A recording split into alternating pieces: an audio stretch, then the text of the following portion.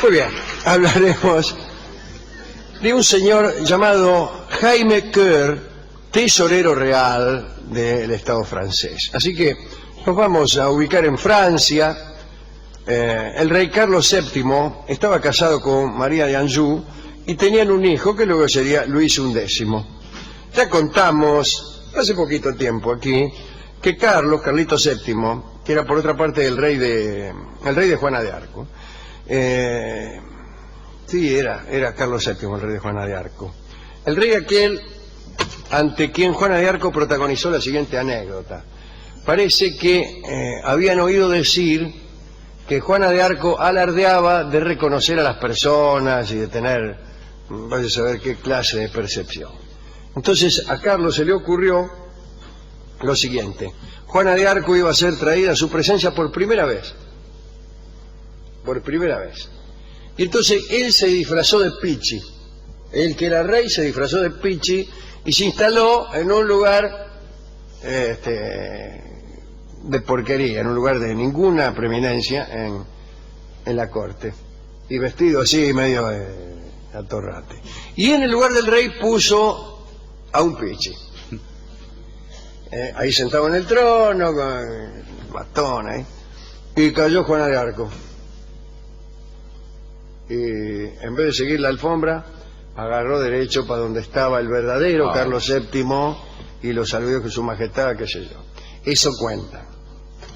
Y entonces Carlos le hizo caso.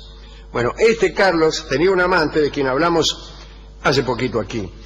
Era dama de compañía de la reina, de María de Anjou. La crónica ha dicho que era la mujer más hermosa de sus tiempos. También se dijo que las arterias temporales del rey inquietaban a la corte por su extraordinaria hinchazón cuando pensaba en ella. Cuando el rey pensaba en Anne Sorel, se le hinchaba todo el sistema circulatorio y la corte temía que el rey estallara como un escuerzo. La reina, María de Anjou, ignoraba los amores de su esposo, pero una noche María de Anjou vio que Anne Sorel paseaba por los corredores de palacio con el busto descubierto, y sospechó, dice, acá hay algo. Imagínense, cualquiera ve pasear por los corredores a una mina con el busto descubierto, dice, acá hay algo raro. Y era cierto. Después la reina se enteró y confirmó lo sospechado. Anne Sorel, sin embargo, murió muy joven, a los 28 años, y el rey quedó medio trastornado. Sucedieron, después de la muerte de esta favorita de Anne Sorel, algunos hechos. Por ejemplo, parece que aquella muerte se produjo de un modo muy repentino, demasiado repentino, tan repentino que la gente murmuraba que la habían envenenado. Y tuvieron entonces la necesidad de encontrar un culpable. Primero señalaron nada menos que al hijo del rey, a Luis, el Delfín. Algunos decían que siempre había detestado a esta chica porque temía su influencia sobre el rey. Un cronista escribió que Carlos sabía del odio de su hijo Luis contra la favorita. En muchas ocasiones el muchacho había protestado porque ella gozaba mucho más de los favores del rey que su propia familia. Pero el rey no escuchó las protestas. El Delfín entonces se enojó y todos pensaron que en aquel enojo bien pudo haberla envenenado. Decían los maledicentes que anteriormente había intentado matarla, el Delfín, y contaban que se había precipitado sobre ella cuchillo en mano y que ella se había escondido en la habitación del rey. Pero eran murmuraciones. Después de la muerte de Anne Sorel, algunos pidieron que se investigara a Luis, el Delfín, pero el rey no lo hizo. Lo que sí hizo fue buscar otro culpable para tranquilizar al pueblo de Francia. Y utilizaron esta muerte para culpar a alguien que era un poco perturbador para el rey. Un día la dama de la corte llamada Juanita de Vendôme afirmó que Jaime Coeur, antiguo tesorero del rey, había envenenado a la chica Anne Sorel. Empezó a hacer correr esa bolilla. Y esta vez sí el rey ordenó la investigación. Dice, ahora sí voy a investigar. Una semana más tarde, el señor Coeur fue detenido en su casa y presentado frente a un extraño tribunal formado por jueces muy poco recomendables. Esa detención, que causó gran sorpresa en todo el reino, tranquilizó sin embargo a algunos, porque ha de saberse que el acusado, Jaime Coeur, era un acreedor del rey. Y también había prestado fuertes sumas a varios otros altos personajes de la corte. Y el rey, que había quedado con las finanzas destrozadas por culpa del escolazo, no tenía ganas de pagarle, estaba en la vía. Y los otros, que tampoco tenían ganas de pagar sus deudas, es decir, esta renuencia a pagar las deudas es histórica.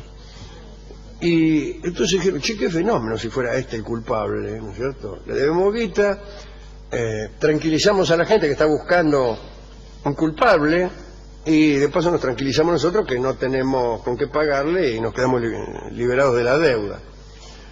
Muy bien, y lo investigaron.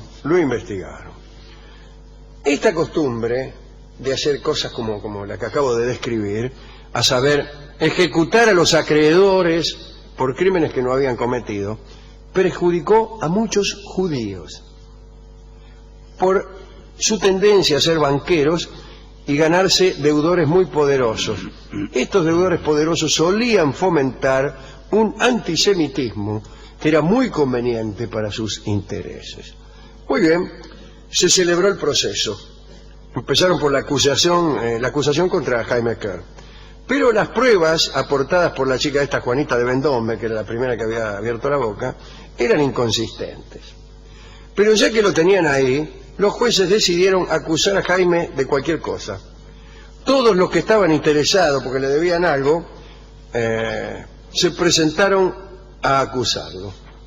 Centenares de falsos testigos se precipitaron a la sala del consejo y Jaime Coeur se vio acusado de asuntos de lo más absurdos, de haber vendido armas a los infieles, de haber exportado monedas francesas al Levante y fabricado escudos demasiado ligeros con el oro real, de haber usurpado dones que varias ciudades del Languedoc habían regalado al soberano, de fraude, de enrolar por la fuerza a marinos para sus galeras, y hasta una dama lo acusó de haberle encajado una patada a un perro.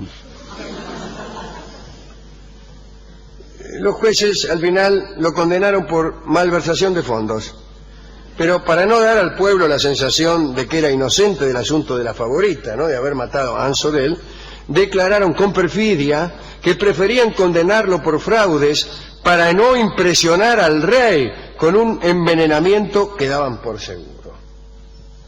Jaime, que había sido uno de los mejores servidores de la corona y que había sido amigo de Anne Sorel, fue torturado y encarcelado, pero se salvó de la muerte. Coeur pudo sobornar a un guardia y huyó de la prisión. Llegó a Roma y allí encontró refugio y protección con el Papa. Los historiadores aseguran que Jaime Coeur no era culpable por una razón muy sencilla. Anne Sorel no murió envenenada. Esto lo dictaminaron siglos después los médicos que estudiaron los síntomas que relatan las crónicas. Parece que Anne murió de disentería de las parturientas. Poco antes de morir, la favorita había dado a luz un hijo del rey. De todos modos, aquella necesidad del pueblo que, indignado por una muerte, pedía encontrar culpable, le dio resultados a Carlos VII y a sus cortesanos. Las deudas que tenían con Jaime Coeur nunca fueron pagadas. Hay una moraleja, evidentemente. No hay que prestarle plata a los que tienen más que uno.